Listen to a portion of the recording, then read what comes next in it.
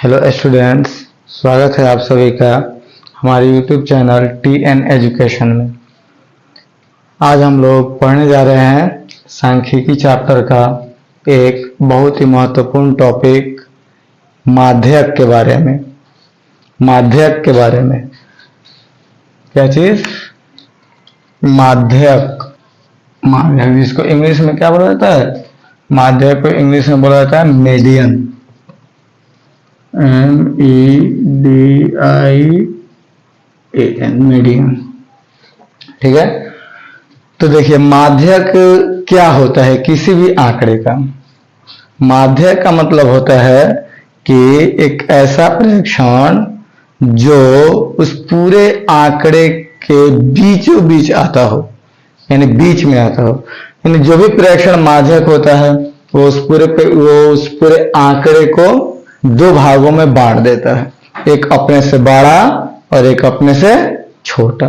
ठीक है, तो माध्यक क्या होता है? तो किसी भी आंकड़े का बीच वाला प्रेक्षण, एकदम बीचों बीच, एकदम मध्य में जो भी प्रेक्षण आता है किसी भी आंकड़े का, वही हो जाता है क्या चीज? माध्यक। माध्यक किसी भी आंकड़े का वह मान जो उस पूरे आंकड़े को दो भागों में बांट दे, या बोल सकते हैं कि किसी आंकड़े का जो मध्य बिंदु होता है, जो मध्य मान होता है, उसी को हम लोग माध्यक कहते हैं। तो अगर हम लोग इसका डेफिनेशन अगर लिखना चाहे तो लिख सकते हैं क्या चीज? या हम लोग ऐसे भी लिख सकते हैं कि किसी दिए गए आंकड़े में वह मान जो उस पूरे आंकड़े का मध्य बिंदु हो या मध्य मान हो, उसी को माध्यक बोला जाता है। ठीक है, तो माध्यक हम लोग ज्ञात कैसे करते हैं? ठीक है, तो सबसे पहले हम आप लोगों को बताएंगे एक अवर्गीकृत आंकड़े के लिए माध्यक, उसके बाद वर्गीकृत के बारे में बताएंगे आप लोगों को। सबसे पहले क्या चीज बताने जा रहे हैं? अवर्गीकृत आंकड़ों का माध्यक। जैसे हमारे पास एक डाटा दिया हुआ है 2 4 3 5 7 2 3 8 2 1 2 3 4 7 8 9। चलिए देखिए, इसमें दो तरीके से होता है। मान लीजिए ये आंकड़ा हमारे पास दिया हुआ है, तो फिर हम इसका माध्यक ज्ञात कैसे करेंगे? ठीक है, तो माध्यक ज्ञात करने के लिए सबसे पहले जो हम काम करते हैं वो होता है आंकड़ों को सजा देना, यानी व्यवस्थित कर देना। कैसे व्यवस्थित करेंगे? तो या तो आरोही क्रम में सजाएंगे या अवरोही क्रम में, यानी या तो बढ़ते क्रम में सजाएंगे या घटते क्रम में। ठीक है, तो चलिए बढ़ते क्रम में हम सजा देते हैं 2 1 2 3 है 2, तो वो सब एक ही साइज में आएगा। उसके बाद 3, उसके बाद 4 5 7 8, 1 2 3 4 5 6 7 8। अब चलिए देखें, इसमें दो तरह से आता है। कैसे? एक तो ये हो जाएगा कि पूरे आंकड़ा जो भी दिया है, इस आंकड़े में जो भी प्रेक्षण दिया हुआ है उन सभी प्रेक्षणों की संख्या क्या हो जाए? सम हो जाए, या उन सभी प्रेक्षणों की संख्या विषम हो जाए। दो तरह से आ सकता है। तो देखिए, हम लोगों को सबसे मेन चीज क्या याद रखना है? तो सबसे मेन चीज होता है वो होता है कि एक ऐसा मान हम लोगों को ज्ञात करना है जो उस पूरे आंकड़े को दो भाग में बांट दे, यानी आधा इधर और आधा इधर, आधा उससे छोटा और आधा उससे बड़ा। इस तरह से हम लोग को मान ज्ञात करना पड़ता है। ठीक है, तो चलिए अगर इसमें हम लोग देखते हैं तो टोटल प्रेक्षण की संख्या कितनी है? 9 है। तो इसके बीच में हम लोगों को देखना है कि कौन आ रहा है। तो 1 2 3 4, इसको देखिए आप लोग, 1 2 3 4, ये आ रहा है। इधर से भी 4 है और इधर से भी 4 है, और ये जो 3 आया ना, ये सभी प्रेक्षण, ये जितना भी प्रेक्षण दिया हुआ है उन सभी प्रेक्षणों के बीचों बीच आ रहा है। इसके जब हम लोग इधर जाएंगे तो इससे छोटा होना शुरू हो जाएगा, और इससे इधर जाएंगे तो बड़ा होना शुरू हो जाएगा। यानी 3 ही इस पूरे आंकड़े का माध्यक हुआ। क्या हुआ? इस पूरे आंकड़े का माध्यक हुआ। कैसे हम लोगों को पता चला? क्योंकि पूरे आंकड़े में सबसे बीचों बीच में यही मान आ रहा है। इसलिए इस पूरे आंकड़े का माध्यक कितना हो जाएगा, 3 हो जाएगा। ठीक है, अब कहीं मान लीजिए कि ऐसा दिया हुआ है जिसमें बीच में 2 मान आ जाए, क्या आ जाए, बीच में 2 मान आ जाए। एक ऐसा आंकड़ा हम लोग को दिया हुआ है जिसमें बीच में 1 मान ना है, जिसमें जिस तरह से इसमें 1 मान आ रहा है 3, ऐसा भी हो सकता है कि 2 मान आ जाए बीच में। तो उसके लिए हम लोग को क्या करना पड़ता है, तो देखिए मान लीजिए एक दूसरा आंकड़ा हम लेते हैं, जैसे 3,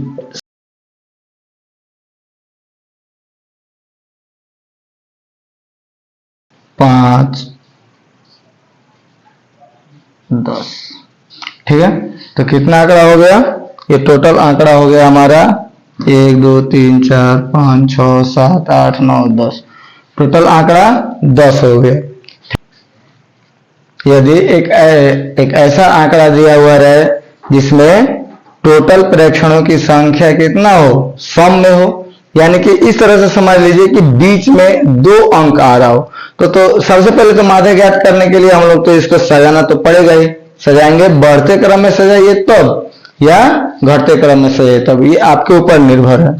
ठीक है, तो चलिए इसको हम लोग बढ़ते क्रम में व्यवस्थित कर देते हैं, यानी सजा देते हैं।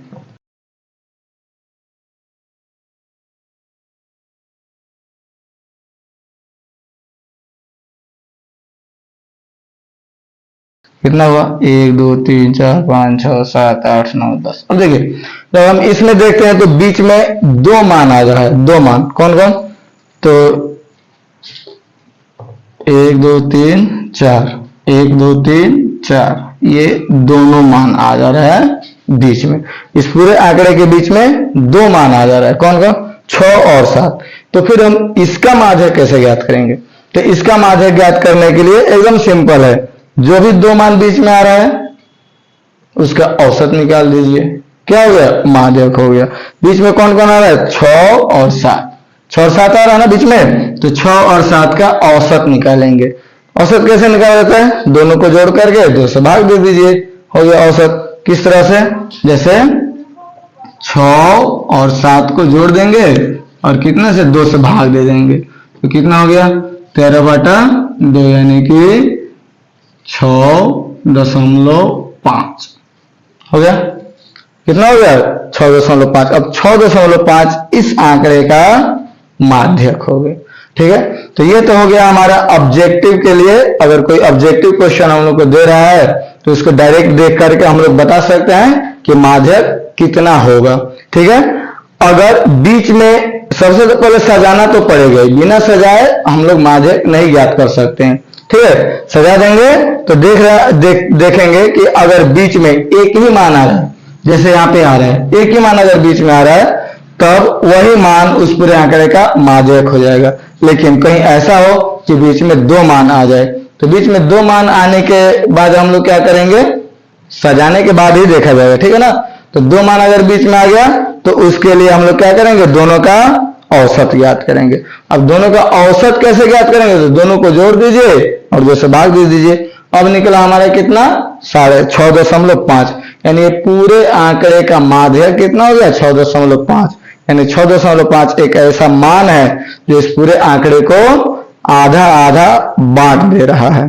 ठीक है, अगर आपको मान लीजिए दे दिया हो रहा है क्या चीज, सब्जेक्टिव के रूप में माध्यक निकालने के लिए कोई आंकड़ा दिया हुआ है और उसका माध्यक ज्ञात करना है आप लोगों को, वो आंकड़ा कैसा रहेगा, अवर्गीकृत के रूप में एक आंकड़ा आप लोगों को दिया हुआ रहेगा और उसी का माध्यक ज्ञात करना है। ठीक है, तो उसके लिए 2 सूत्र हैं, क्या चीज, उसके लिए 2 फॉर्मूला है। कौन कौन, एक है अगर n विषम हो उसके लिए, ठीक है, और एक क्या है, एक है जब n सम हो। अब n क्या है, तो n है प्रेक्षणों की संख्या, जितना भी इसमें प्रेक्षण दिया हुआ रहेगा उस आंकड़े में, उसमें प्रेक्षणों की संख्या हम लोग गिनते हैं कि कितना है कितना नहीं, सम में आ रहा है या विषम। जैसे मान लीजिए कि 8 आ रहा है, तो 8 माने गिनने पर 8 आ रहा है, तो 8 क्या है, सम संख्या। ठीक है, 8 क्या है, सम संख्या, तो आ जाएगा इसमें, यानी n का मान सम हो गया, n का मान 8 हो गया जो कि सम है। अगर मान लीजिए 7 आ रहा है गिनने पर, तो 7 क्या है, विषम संख्या, तो n 7 आ रहा है जो कि विषम है। तो दो टाइप से होता है, एक सम के लिए और एक विषम के लिए। अगर विषम आ गया n का मान, तब उसके लिए माध्यक का फॉर्मूला क्या होता है? तो माध्यक होता है n + 1/2 वाचर मान, n + 1/2 वाचर मान। इसका मतलब क्या हुआ? जैसे मान लीजिए अगर n का मान 7 हो गया, ठीक है, तो 7 हो गया तो माध्यक क्या हो जाएगा? तो 7 + 1, जैसे मान लीजिए n का मान कितना हो गया आपका? 7 हो गया, 7। तो अब उसका माध्यक अगर हम लोगों को ज्ञात करना तो क्या करेंगे? तो 7 + 1/2 वाचर मान। इसका मतलब है 8/2 यानी 4, 7 1 8, 8 में 2 से भाग देंगे तो 4 हो गया, यानी चारवां चार मान कह सकते हैं, या चौथा चार मान, चौथा चर मान। यानी जो भी डाटा दिया हुआ रहेगा जिसको हम सजाए हुए रहेंगे बढ़ते या घटते क्रम में, उसमें चौथा चर मान देख लेंगे किधर से भी, चाहे आप बढ़ते क्रम में हैं तो भी शुरू से या लास्ट से 4 नंबर पर आप लोग देख सकते हैं, ठीक है। इस तरह से अगर कोई आंकड़ा मान लीजिए आपको इस तरह से दिया हुआ रहे कि n का मान विषम, यानी टोटल प्रेक्षणों की संख्या विषम है, तो उसका माध्यक ज्ञात करने के लिए क्या किया जाता है? तो n में 1 जोड़ देते हैं और उसके बाद 2 से भाग दे देते हैं। जितना भी मान आएगा उतना नंबर पर कौन सा चर है, यानी कौन सा प्रेक्षण आ रहा है, वही प्रेक्षण उस पूरे माध्यक का क्या, पूरे आंकड़े का माध्यक हो जाएगा। जैसे देखिए एक हम ले लेते हैं 3 5 2 8 6 7 4, ठीक है। तो सबसे पहले हम लोग क्या करेंगे? सबसे पहले हम लोग क्या करते हैं? इसको सजाते हैं बढ़ते या घटते क्रम में। तो 2 3 4 5 6 7 8, चलिए कोई बात नहीं, लगातार हो गया तो कोई बात नहीं। चलिए अब हम लोग क्या देखेंगे? n का मान, n का मान कितना हो रहा है? तो 1 2 3 4 5 6 7, कितना? 7 आ रहा है। n का मान 7 आ रहा है, जैसे हम यहां बनाया ना 7 के लिए, n का मान 7 आ रहा है। तो 7 आ रहा है तो फिर माध्यक कितना हो जाएगा? माध्यक, तो माध्यक हो जाएगा हमारा 7 + 1/2। कितना हो गया माध्यक? 7 + 1/2, यानी कि 7 + 1/2 वाचर मान। इसका मतलब क्या हुआ कि 7 + 1/2 यानी चारवां चर मान, या चौथा चर मान बोल सकते हैं। तो चौथा चर मान हम इसमें खोजेंगे। 1 2 3 4, यह आ रहा है 4 नंबर पर, या हम इधर से भी चल सकते हैं 1 2 3 4, कोई दिक्कत?